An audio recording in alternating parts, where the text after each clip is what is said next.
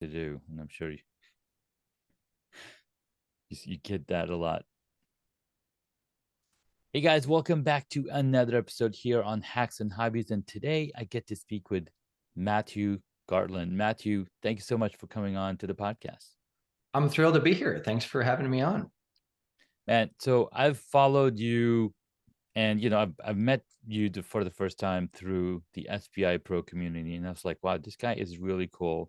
You know so much about business. You know so much about managing and making sure that everything is like tip-top condition. And I was like, that's something that I need to learn and implement in my business as well. Because as an entrepreneur, as somebody who has passion towards different things, we go and do what we know, but then there's always that next level that you want to get to. So I would love to just to get a little bit of detail on how you got started. Share your origin story, when you began, what essential thing got you into where you are today. I got started, like a lot of us, including Pat, kind of in that 2010 era of the internet, the blogosphere. Yeah. At that time, I was sort of in a fast track executive program inside corporate. I had a focus on like innovative IT solutions for business problems. That was kind of my focus. And loved it and was doing well, but was always an entrepreneur at heart, right? Probably like a lot of us, right? I was the kid selling lemonade and baseball card collecting and turning my collections into different opportunities. And around that time, the confluence of just what was happening on the web, again, the emerging blogosphere, just with where content management systems, WordPress, everything was going and accelerating. And because I have a bit of a personal passion and background just in storytelling and everything else, it was sort of like a perfect storm in a positive sense, right? Sort of like a aligning of the stars. So I left and kind of blew the heads apart of a lot of my corporate friends and my executive teams and whatnot else. So it was a hard decision to make. Like, again, I think a lot of us have to contend with as entrepreneurs in different moments of our own journeys, but it was one of the most profound and important ones, that I made.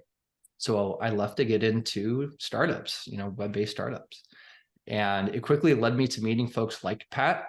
He wasn't the first person I met, but I really wanted to start building my entrepreneurial career somewhere at that intersection of web technology, because I have a background in tech and product, web product, and content, because my personal interests and elective studies in the Arthurian legend and the monomyth, Joseph Campbell's monomyth, now we now know of as the hero's journey that pervades everywhere. So anyway, that's what I wanted to do. My first venture was essentially just what we would now think of as a creator studio or creative studio.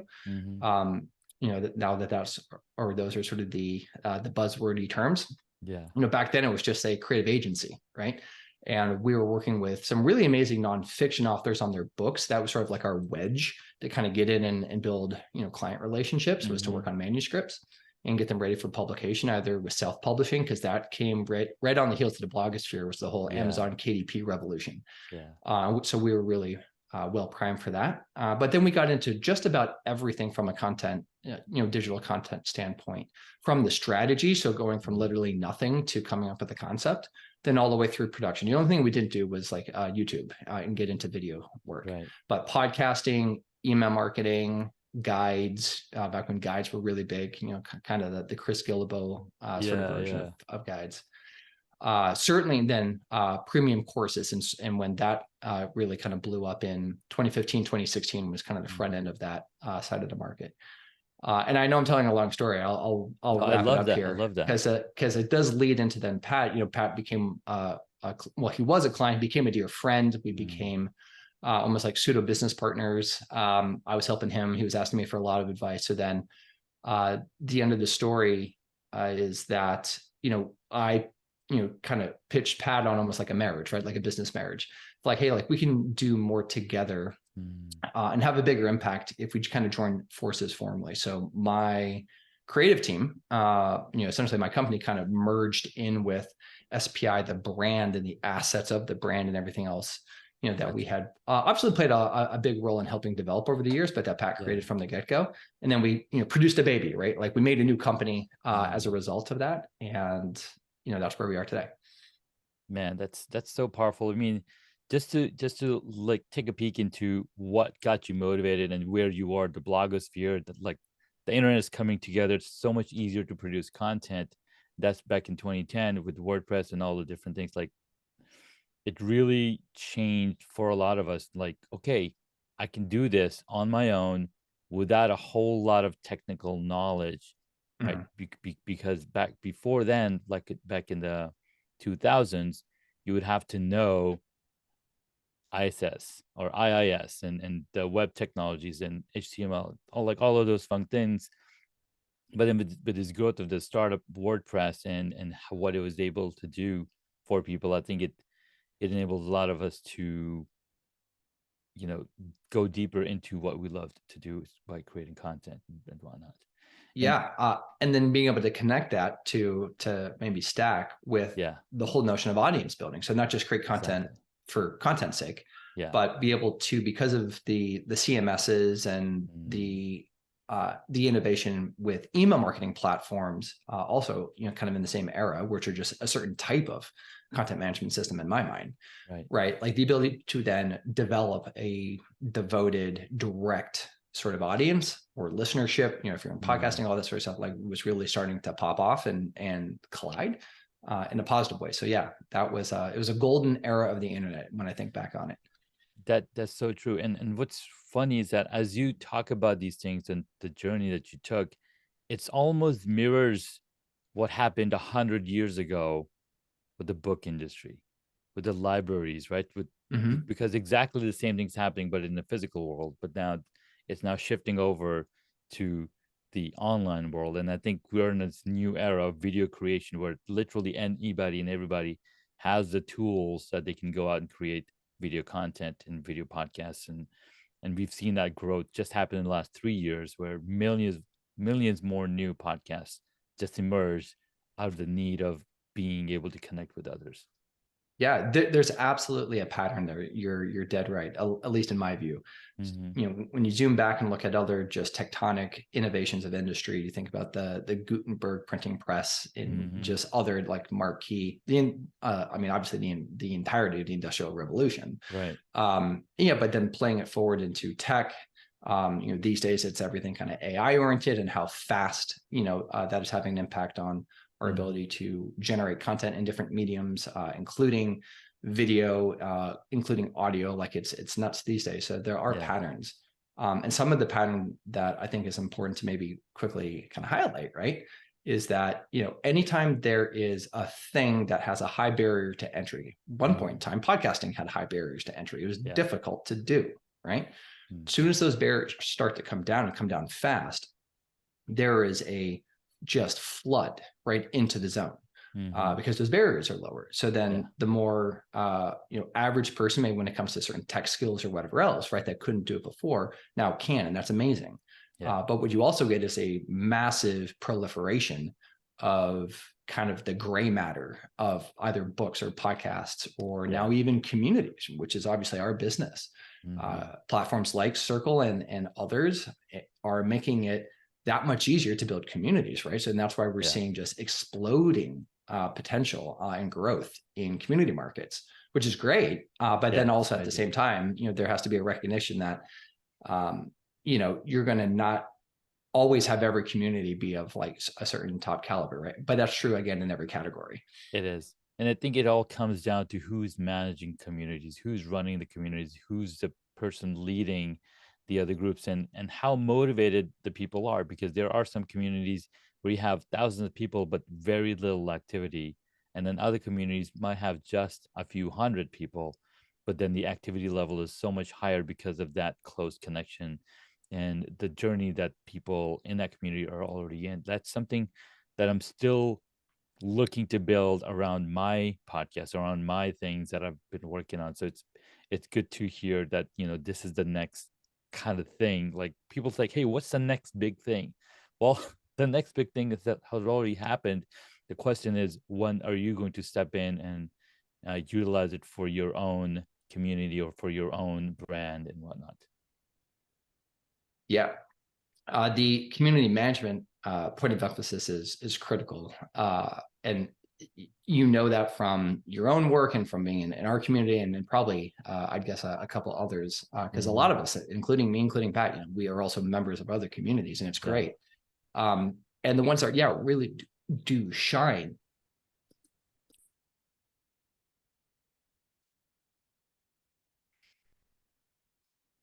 The ones that really do shine, there is a certain magic, right, in terms of the facilitation that is transpiring, from the person, if it's sort of a single person kind of personality driven community, or if it's a couple partners together, or if they have a team, like we're blessed to have a team. That facilitation quality, it's almost everything in my book in terms of the stickiness, keeping members around. Because at least in perhaps a spicy opinion, not to say that it's gospel, but with community building, to really sort of uncork that magic, you need to get members to stick around for each other, not just you, right? Like you hopefully over time become less important almost, right? In terms of the retention factor for keeping people there, because they build relationships, they connect with each other, they're sharing of information, helping each other organically. And if you've done a good job on the front end of playing the matchmaker, setting up the right kind of connective tissue experiences, then that stuff will happen. Man, that's so powerful, because I keep thinking on, okay, what am I missing in my own community, and what can I do it better? And the more I think about it, the more you share the facilitation part. And I love facilitating, like even events in my home, like, hey, here's all the stuff that we can do, and here's like a board game setup, now go play. So I'm like always the person facilitating these events, and I was like, okay, maybe I can do that in my own community. But again, to be able to do that, I got to have a plan in place too. So I want to go deep into like community building, or how this collaboration between or the new company that you're able to create, like how can somebody do something similar and for their own communities, let's say. So let's do it like a deep dive, and what really made sense. Yeah, there's, I guess, a few ways that we can approach that. So you can give me some direction if I'm drifting Sure. maybe in an unhelpful direction here. One, I would say just to me, the real value and uniqueness of a good partnership that a lot of us in the entrepreneurial space maybe don't think about, or we don't start from that place, right? We're solopreneurs, and I'm not knocking that. It's just an acknowledgement that most people start from that starting point. Yeah. As did I, and as did Pat, right? Quite frankly. But along the way, it became increasingly clear to me, not just even like me to Pat, but I've had other business partners. I've been a founder or co-founder in other ventures. I've had some exits. Like I've had some more than a number of failures as well. Like you spend enough time being an entrepreneur, you fail. So I guess that's the background I'm drawing on for this comment. Which to say is that if you can find another person to potentially really lock arms with, and really kind of share the weight of being the entrepreneur, because it is lonely, it is tiring in the early days. There's a lot of inertia you got to overcome to kind of get some momentum going, hopefully in a positive direction, right? Yeah. So if you can find another person that complements your skill sets, that shares a vision and common set of values, I think that's a beautiful thing. And I encourage more entrepreneurs to consider it if it feels right for them kind of on their journeys. It certainly, again, with Pat, made sense on both sides of that relationship. When the time was right, it wasn't forced. We had spent, oh gosh, like close to 7 years building a relationship, right? First from just like a more transactional client relationship when things started, and then we became friends, and then became really close friends, and I became Uncle Matt to his kids. So like there was such a long, almost kind of courting process there. Yeah. So point one here, which is maybe a long, is to continue or to consider a business partner at some point, right? To find someone, again, that you might be able to really work with, find someone, if it is truly like a new person, maybe that you're looking for, bumping into, maybe don't rush into like tying the knot formally. Again, like Sure. find some like dating, quote unquote Mm, ways of dating, to kind of like test the working relationship. But if it tests out, then maybe, yeah, seriously consider that. Beyond partnership, what I think about in terms of our business model, and this was a big element to the conversation with Pat in 2018. We tied the knot officially at the end of 18. yeah. Was a discernible commitment, like a real serious commitment to changing what we wanted to do, not in small ways, but in significant ways in terms of the business. We were obviously doing well, but we had challenges and adversity to overcome. We were already starting to feel some notable headwinds just in the market of DIY core sales. So this was, again, coming out of 2017, which was, if I recall correctly, sort of our high watermark. 2018 was more challenged. It was even more challenged in 2019 to kind of even play that ahead.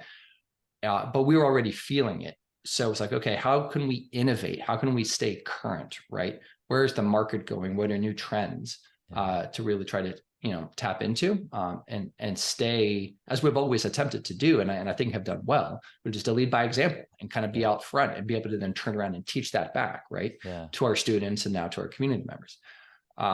But also not do it just to like chase a market trend, but like how do we want to genuinely evolve ourselves, right? Yeah. We wanted closer, more intimate relationships with our students. We had attempted that, like most people did back then, with Facebook groups and all these other things, right? That were almost like secondary, tertiary add-ons to a course product, right? And they were okay, but they really weren't what we now think of as like deep-rooted, vested community. That at some point, the real epicenter of community is not content, right? It's connection. So that was kind of the vision, or maybe in a distilled way, the vision that was the undergirding a lot, right, of the conversations Pat and I were having, and a big reason why was, okay, we can go do this. Let's go for it together, right, and try to build that. So then, for anyone else listening, that has a community, because again, we're talking now in 2023, not 2018 and 19, so it's far more common these days. But yeah, like what we knew then, but still I think underestimated, was that it was going to be a level of work that we hadn't done before. I mean, we were already working hard, but like it changes. It wasn't just production. You're not just writing and editing and publishing, right? You have to check in with people. You need to be thoughtful about the events you're running, and then show up and hold the room, right? And develop facilitation skills. This is not audience building. Audience building is a very different thing than community building. So for anyone endeavoring into that, either solo or with a partner, or beginning to build a team, just, be that much more mindful, perhaps, of the responsibilities that you're taking on, to try to do that well. Yeah, I think that's really powerful. I mean, I think it also depends. I mean, all you said, it's absolutely on point, because I've seen that happen in the SPI community and the other communities that I'm part of, because there are people that are facilitating the conversation, or their group members that are also assisting. So I think the other thing that I've seen is moderators, like bring in moderators in your communities that can help facilitate or bring that same energy. So again, having that top down, I guess it's top down leadership or bottom up kind of community building. It's something that still I'm struggling to like grasp it, because I want to apply it in my own community, but again, I need to be there myself. I need to post more content there. To then perhaps as a sticky idea, and I love how you started to talk about kind of like top down and bottom up sort of orientation. I think this translates quite well to community building. It's also a very established like leadership principle kind of at large, like if you're building a team, which is to promote and elevate other leaders, right? So if you're building a team, for example, and this won't be true maybe for everyone that you get onto your team. But it's like trying to have a really good pulse and develop really good instincts for talent, finding talent, recruiting talent, hiring talent, training talent on your team, And then through that sort of composition of understanding of that person, their goals, their aptitudes, can you find more leaders to promote up, right? To help you, Yeah. right? And that again flips back, I think, quite nicely to community building, at least how we've generally attempted to do it. Yes, with our team, but I love your emphasis also on moderators, or we think of them almost as like teaching assistants, like TAs, right? Yes. And there's different language that gets used for that sort of a person, Yeah. right? That's a real rock star and ambassador kind of within the community. That again, look for that, reward that, highlight that, recognize that, right? Like do really good things there, and then try to get them a little more involved as recognized authority figures in your community, right? That helps you, it helps the community, it helps with this whole notion of like this connective tissue that you're trying to build and bind the whole membership together. No, I love that. Thank you so much. I mean, the parallel between corporate structure, employee, and whatnot, or to community, it's almost like when you have a family, you have the mom and dad, and you have the kids, and then it's like top down, and then but the kids were like, hey, I want to do this, and then the company, right, gets involved and do that project together. I think community has the same kind of mirroring effect, because after all, we're all humans, and we want to find that synergy and that similarity in what makes sense for us. Yeah, absolutely. I'm just throwing a lot of language at this stuff. That's maybe at some point repetitive, but another sharp form of contrast, and I think contrast is a great communication device and teacher, is that this isn't social media. It's not public network, right? You're not tapping into public channels. Again, that is largely aligned just with audience building the goals and incentives and whatnot that are attributable to those endeavors, right? Which that's not really my cup of tea personally. I love being like really hands-on and rolling up my sleeves with community building, right? Because it's private network, it's more intimate. It is something that is depending on how you're designing your community, kind of guarded, right? Like it's a safe space. You're guarding on something, right? We help so many entrepreneurs reclaim their time and their focus, right? Because on the outside of a community like ours, there's any number of distractions or competing interests or things that draw them down. The whole I would call it almost a little bit like the dark side of some of the stuff we do online, unfortunately. The comparison games that you do with other people on social channels.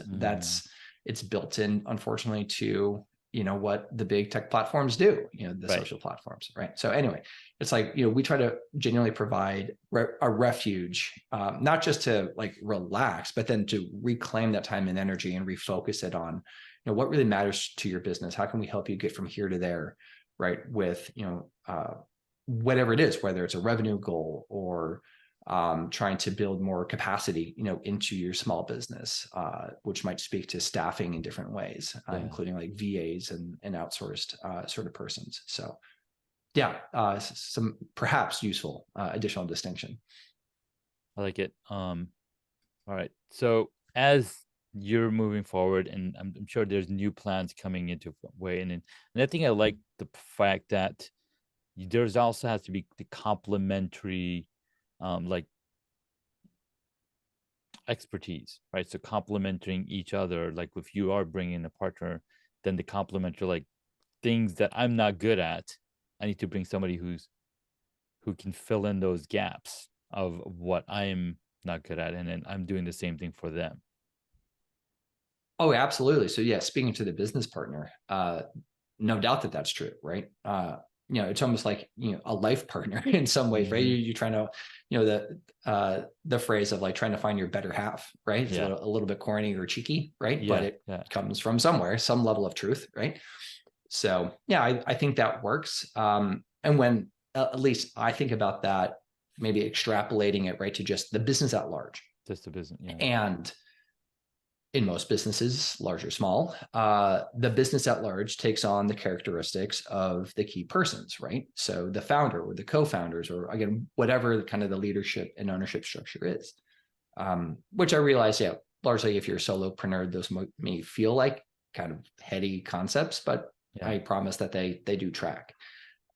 It just, they would then take on the characteristics of you. Mhm. So the more that you can potentially find complementary attributes to bring into the business by way of a business partner or team building, or just what you do in terms of your products and services, right? You add resiliency into your business, because you're no longer potentially just one-dimensional, right? Yeah. That's not to be confused perhaps with like losing focus on, say, your market positioning, right? Mhm. Or staying niched, or all of those things are true, but you can still bring in levels of resiliency into your business, and remain focused on an addressable market segment that you're trying to Yeah. serve, right? So that's how I would, and increasingly, I enjoy speaking, so I'm glad that kind of popped up today, because the kind of the brass tacks of it all, the facts of it all, at least here in the U.S., is that most small businesses don't make it, right? These are national statistics that are widely circulated.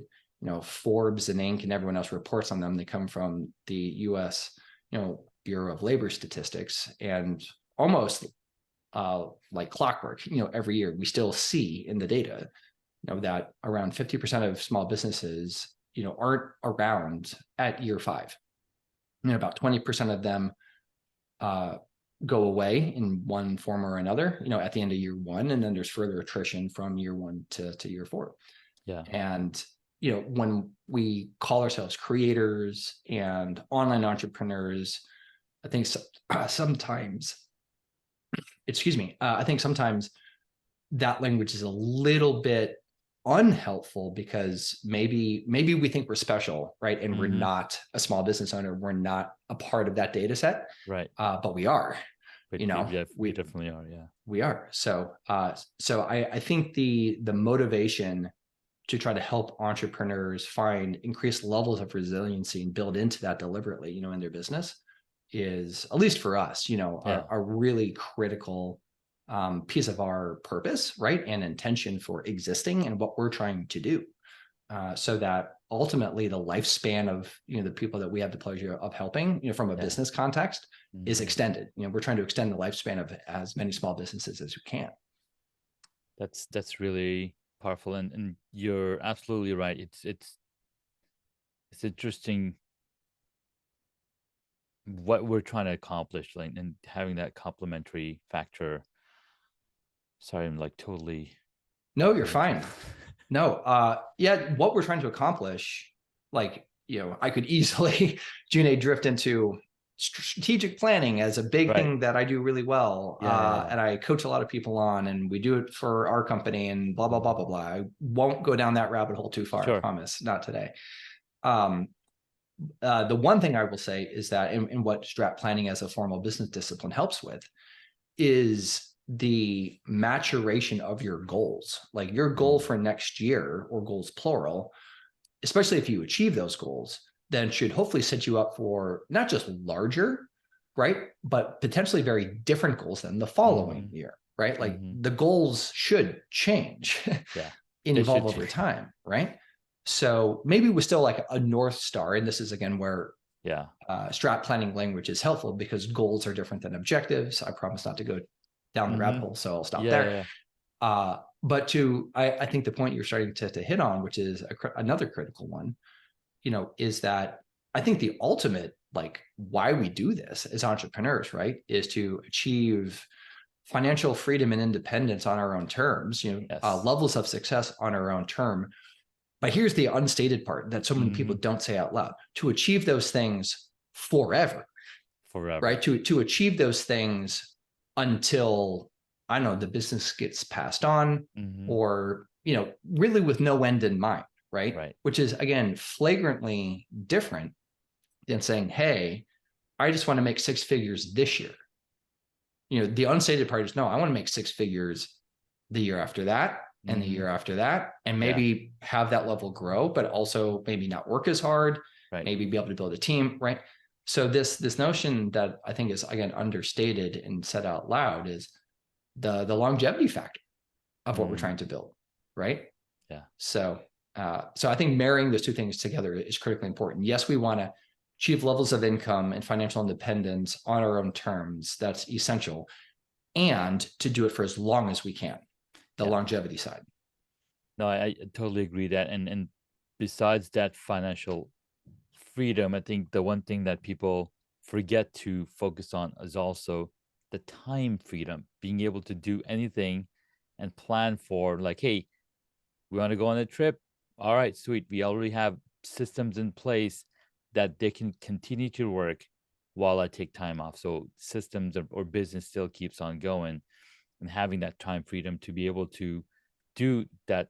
That Pat mentions, he allocates 20% of the time of his week to scratch that itch, right? So on Fridays he's just working on the one thing that's not part of the business, something new, experimenting and whatnot. So having that ability to do that, I think, is also something uh, that we don't focus on, because we're just hustling, and then by the end of the month or end of the year, I'm like, okay, what did I accomplish? Mm. Am I better off than where I started?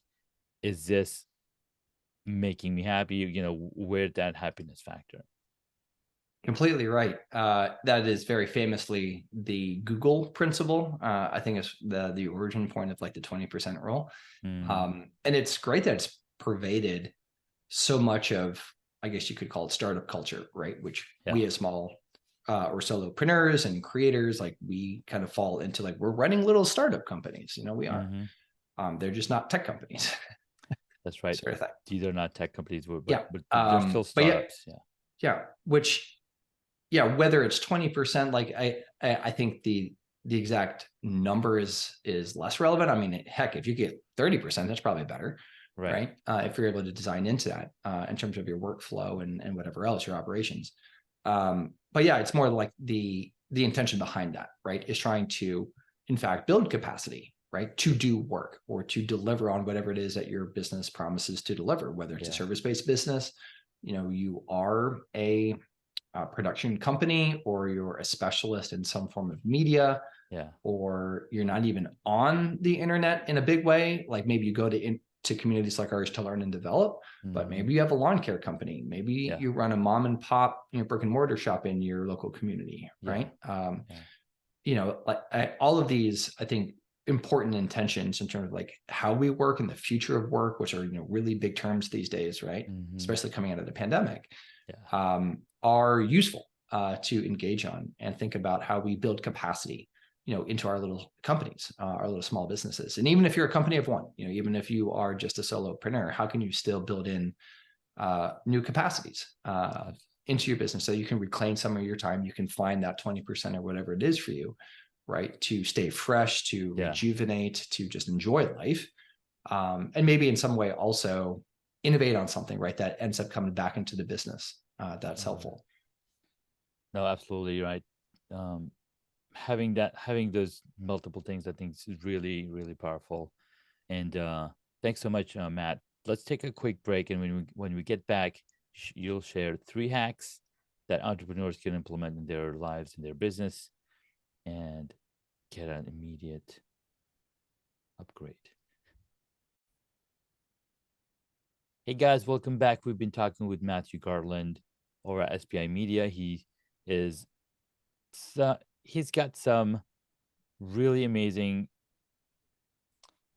Hold on, let me read it. You're good. Hey guys, welcome back. We've been talking with Matthew Gartland over at SPI Media.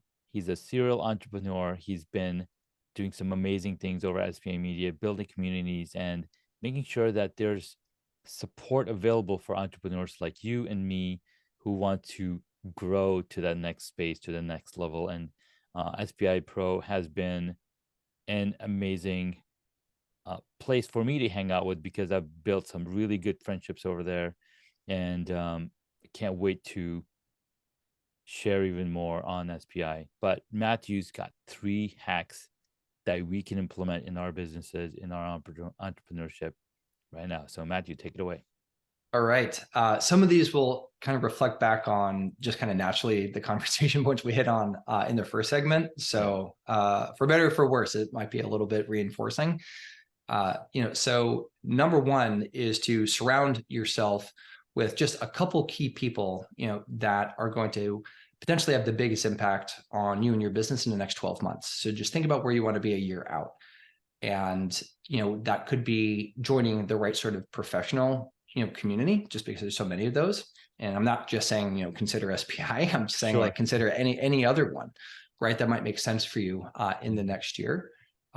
Because I think the cliche is usually true that you are the average of the 5 people you surround yourself with the most.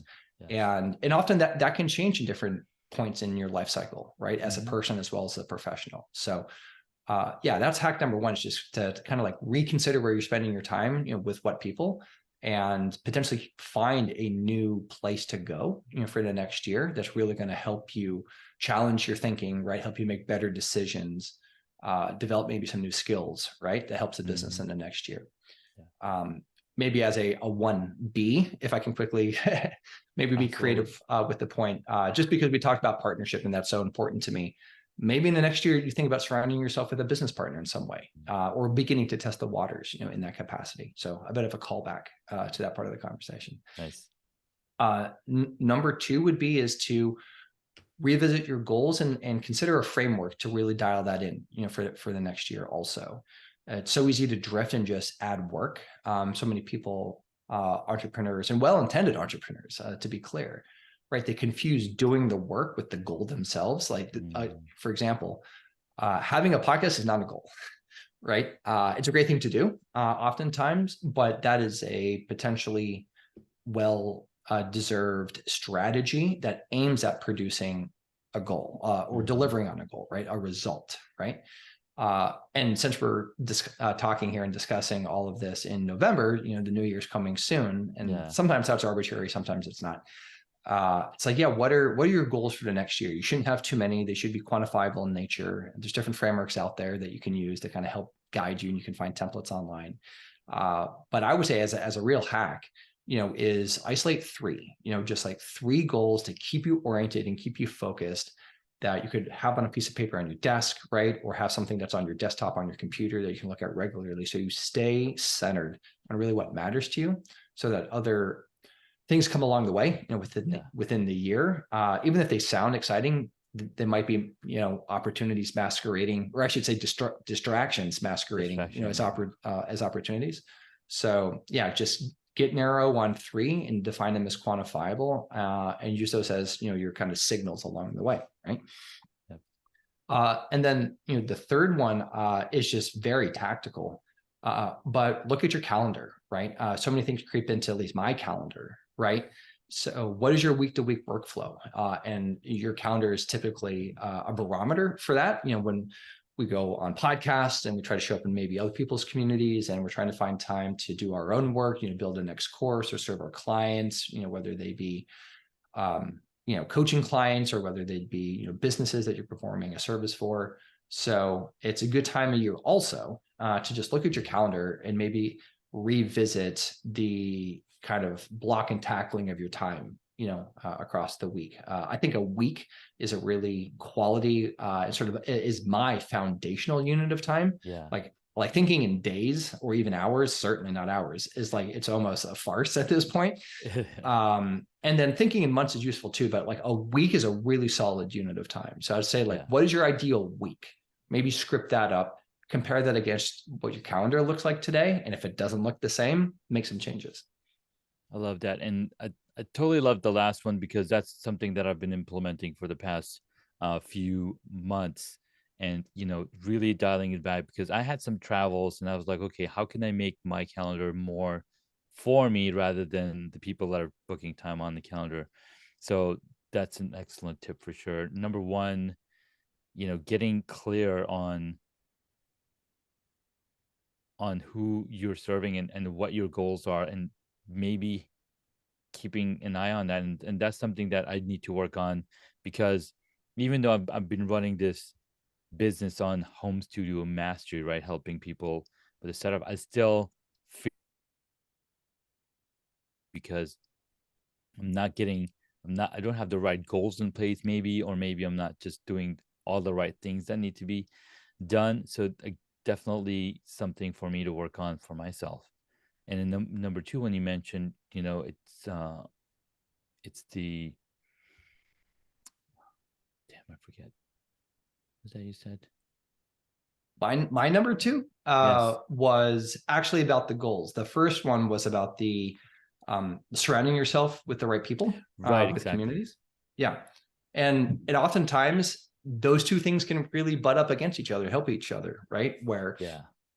again, if you begin to sort of court a business partner, if you will, or if you've joined a new group that you think is really going to help you in some big professional way in the next year, Yeah. those same people can help you with your goals, right? Give you this sort of feedback that you may need, right? To kind of Mm, expose a blind spot or kind of uncover a bias, that you might have in terms that's of right. how you're thinking right now.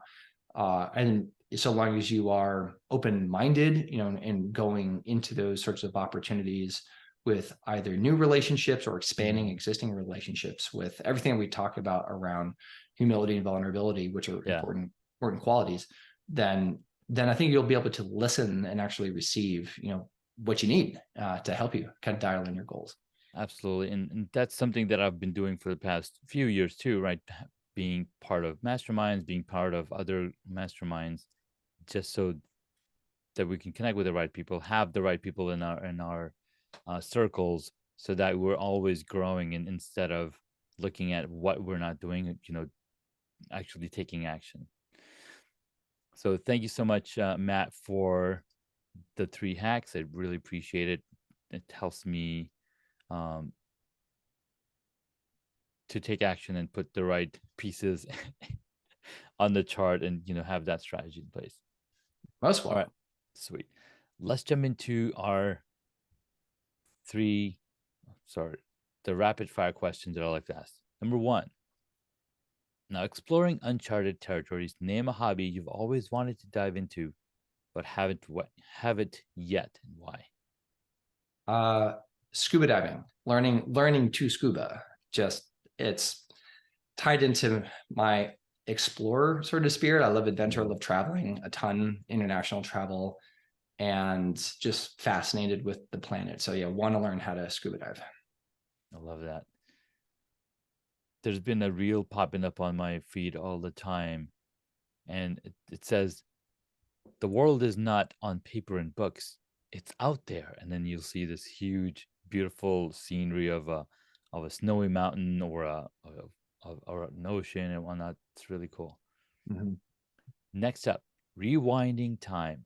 What childhood dream job did you aspire to, and how does it contrast with your current career? I at one point was very convinced I'd become a doctor, and more specifically a surgeon. Hmm. And that could not have been more misguided. Because as I certainly got into I guess into my adulthood, thinking on that and having friends that are doctors and whatnot, it's like I would not have been any good at that. I wouldn't have been able to stomach it. Sure. Yeah, I certainly admire a ton, that profession, but it was. I think I'd liked the academic challenge because I Hmm. love studying and I love learning, and so the process of like becoming a doctor or surgeon was very compelling. But I think then like being one, Yeah. and like yeah, actually I'm thrilled I didn't go down that road. But I think in one way you did go down that road, but not for humans, but for businesses. Maybe, yeah, doctor for businesses. Hadn't thought of it that way. Or business Well, owners. Yeah, business owners, right? We got to figure out what's not working, go deeper into it, to yeah. figure out the problems and make it work. Next up, from screen to life. Can you share a movie or TV show that entertains you and offers a lesson that resonates with your life or career journey? Uh this might be a bit of a stretch based on the question, but I am a massive dinosaur fan. All right. And the original Jurassic Park movie from '93 was, because I'm a '80s kid like Pat. Pat and I have the exact same Yeah, yeah, birthday yeah. from the early '80s. So like when that came around, it was like world shattering, right? Mm-hmm. When you were a kid, and that still sticks with me. But I guess for the question, like it's really important to just learn from history, and try to derive the right sort of lessons and patterns. Absolutely. I'd say also, at least with dinosaurs, like they actually lived, right? They were real things. Yes. So there's a certain majesticness and awe. And to me, again, being the nerd that I am about it, Hmm. to think that, these things weren't just dragons out of a fantasy novel, right? Right. Or some other mythical creature that never actually did, Right. walk on this earth. But these were actual creatures of great diversity, and longevity in terms of how they ruled, for millennia on the planet. So yeah, like I draw a lot from that source. That's really, really interesting because it takes me back to like conversations I've had about religion, about where we come from as human beings. Because if the dinosaurs lived at the same time as human beings were on the planet, I don't think human beings could have survived. So the fact that the dinosaurs had to go before the human beings arrived is also an indication where Adam and Eve, they were created in heaven, but then they were put on earth because of the whole eating the apple and doing the wrong thing. I don't know if you've ever thought in that space at all, because I talk about religion in other circles, but that's something that I don't really, bring up. But that's kind of like a contrast. Okay, if dinosaurs really walked on Earth, where were human beings at that time period? Yeah, it's definitely something I've drifted in and out of, in terms of like thinking about it. Yeah. In terms of like a business context, how I guess I extrapolate from it and maybe Hmm. apply it is that timing and sequencing is so important, Yeah. right? Like what comes first, what comes second, Yeah. right? When we think about the transformations we're trying to achieve in our small businesses, it is a really useful, and I highly recommend, like, good first step Mhm. to take stock of your current state, right? And then as a quick kind of fast follow, once you get that accomplished, is to, with strat planning and probably some other tools and methods applied, Yeah. think about your future state and begin to describe that, right?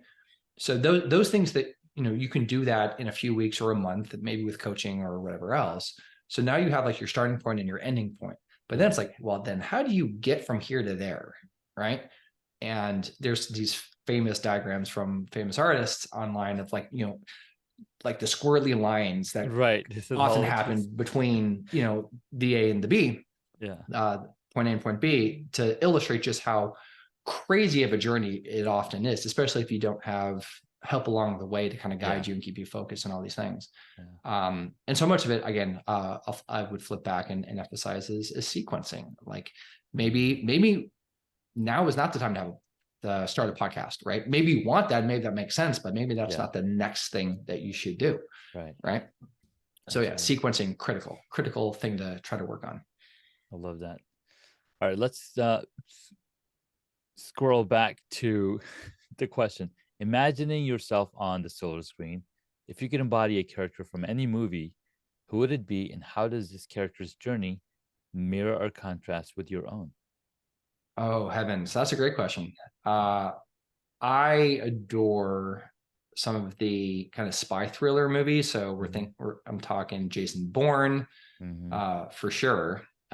Would probably be maybe number one. Hmm. I mean, James Bond's more established. I've Sure. loved the recent Daniel Craig sort of Yeah. incarnation, of those. What I like about those sorts of characters are that they're incredibly accomplished in their craft, right? Hmm. Which is something that I care deeply about.